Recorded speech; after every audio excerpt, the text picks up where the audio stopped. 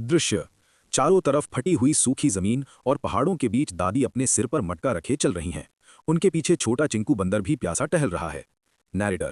एक दूर गांव में भीषण सूखा पड़ा था। नदियों का पानी सूख चुका था और पंछी प्यास से तड़प रहे थे।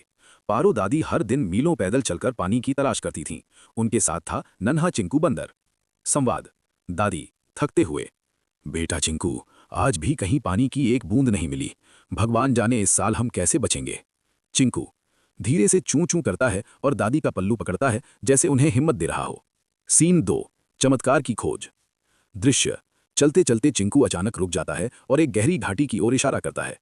वहां जमीन के बीच में एक छोटा सा गड्ढा है जिसमें से तेज रोशनी निकल रही है। नैरेटर।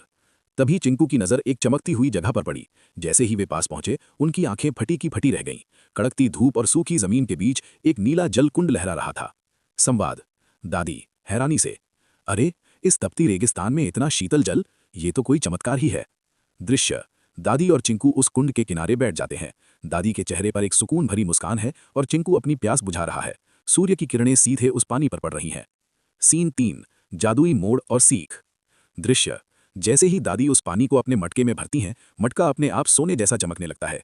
वे देखते हैं कि उस पानी को पीते ही आसपास की सूखी धरती पर हरी घास उगने लगी है। नैरेटर। वो कोई साधारण पानी नहीं था, बल्कि जीवन जल था।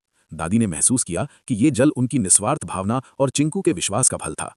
दादी ने तय किया कि वे इस जल को अकेले इस्तेमाल नहीं करेंगी। दादी। चिंकू, हमें गांव के हर प्यासे इंसान और जानवर को यहाँ लाना होगा। खुशियां बांटने से बढ़ती हैं, छिपाने से नहीं। दृश्य। कहानी के अंत में दादी और चिंकू गांव वालों को उस कुंड की तरफ ले जा रहे हैं। चारों तरफ हरियाली छा रही है। सीख। जहां दया और विश्वास होता है, वहां ईश्वर खुद मदद का रास्ता बना देते हैं।